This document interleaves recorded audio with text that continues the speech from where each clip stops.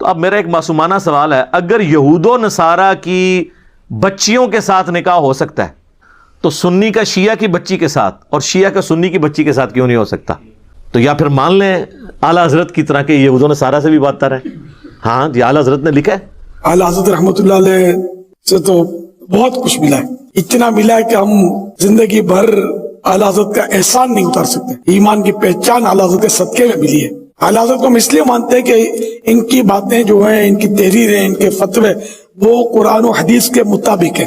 اعلیٰ حضرت نبی نہیں ہے، ہم غوث پاک کو مانتے ہیں، غوث پاک نبی نہیں ہے، اللہ کے نیک بندے ولی اللہ۔ تو یہ اعلیٰ حضرت اللہ کے نیک بندے ولی اللہ، عالم دین، بہت بڑے مفتی اسلام۔ مقصد کسی کو بدنام کرنا نہیں ہے، واللہ قطعاً بدنام کرنا کوئی مقصد نہیں ہے۔ اگر بدنام کرنا مقصد ہوتا تو میں تو سیدھا فتوے سے سٹارٹ کر کے، تو جس طرح آپ کے علماء کی آپس میں لینگویج ہے، جس طرح کی لینگویج اعلیٰ حضرت نے حسام الحرمین میں دیوبندیوں کے بارے میں استعمال کی ہے، اور جس طرح کی جواباً المحند علی المفند کے اندر دیوبندیوں نے، خلیل احمد سہارنپوری نے اعلیٰ حضرت اور ان کے فالورز کے لیے استعمال کیا، میں نے تو اس طرح کی کوئی زبان استعمال بھی نہیں کی جو آپ کے بزرگوں کی زبان ہے۔ یہی مولانا صاحب، مفتی صاحب کہتے تھے نا کہ جی وہ خام خواہ انجینئر اختلافات کو ہائی لائٹ کرتا ہے، ہمارے بزرگ تو آپس میں ان کے فروعی اختلافات تھے، کوئی اتنا بڑا مسئلہ نہیں، صدیوں سے یہ چلتے آ رہے ہیں۔ تو میں نے اس پہ کہا تھا نا، اس طرح نہیں ہے، دھوکہ دینا بند کریں۔ پرانے بزرگ آپس میں شیر و شکر نہیں تھے، شیر و شکار تھے۔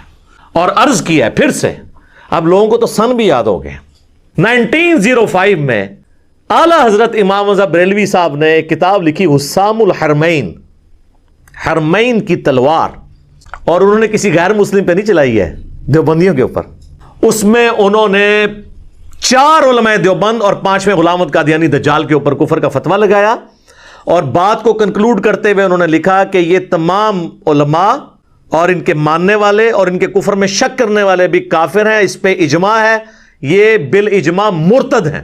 یعنی بریلوی، یعنی اگر دیوبندیوں کے بارے میں بات کر رہے ہیں کہ جی اپنے بزرگوں کے بارے میں شک کرنے والے، ان کو تو یقین ہے کہ بزرگوں نے کچھ نہیں کیا، تو کروڑوں دیوبندیوں کو فارغ کر دیا احمد رضا بریلوی صاحب نے۔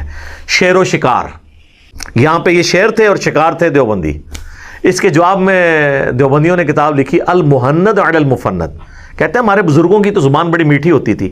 المحند، ہند کی تلوار، علی المفند، ایک پاگل سٹھیائے ہوئے بابے پر۔ کسے کہا؟ احمد رضا بریلوی صاحب، کروڑوں بزرگوں کے امام۔ یہ کہتے ہیں بزرگوں کا ادب نہیں کرتے، آپ دوسروں کے بزرگوں کا ادب نہیں کرتے ہیں، المفند کہہ کے انہیں پکارتے ہیں۔ احمد رضا بریلوی اور ان کی جماعت ایک شیطانی لشکر ہے جو علماء دیوبند رضی اللہ عنہم پر حملہ آور ہو گیا ہے، 14ویں صدی کے علماء کو رضی اللہ عنہم، جیسا کہ شیاطین حملہ آور ہوتے تھے انبیاء پر۔ دیکھو کڈی کڈی نسبتاں ملاندے نے۔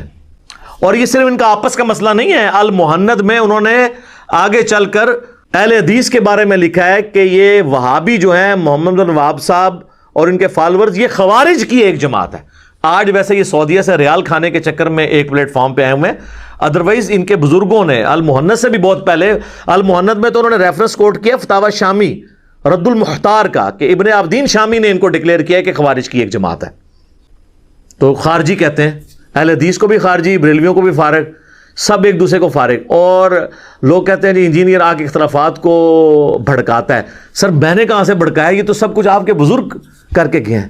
پھر کہتے ہیں گندی مکھی ہے گند پہ بیٹھتی ہے۔ ہاں مجھے انہوں نے کہا گندی مکھی ہے اور مکھی گند پہ بیٹھتی ہے، میں تیار ہوں جناب، بس صرف یہ بھی سال بتا دیں یہ گند پھیلایا کس نے تھا۔ آپ پورا جملہ کریں کہ انجینئر صاحب وہ گندی مکھی ہیں جو ہمارے بزرگ جن کو ہم رضی اللہ عنہم کہتے ہیں ان کے گند کو صاف کر رہی ہے۔ تو میں گندی مکھی بننے کے لیے تیار ہوں کہ گند آپ کے بزرگوں کا تھا۔ تو جب آپ کے بزرگوں کا گند میں صاف کر رہا ہوں تو پھر بزرگ کسے ماننا چاہیے؟ جو گند کر کے گیا یا جو صفائی کر رہا ہے؟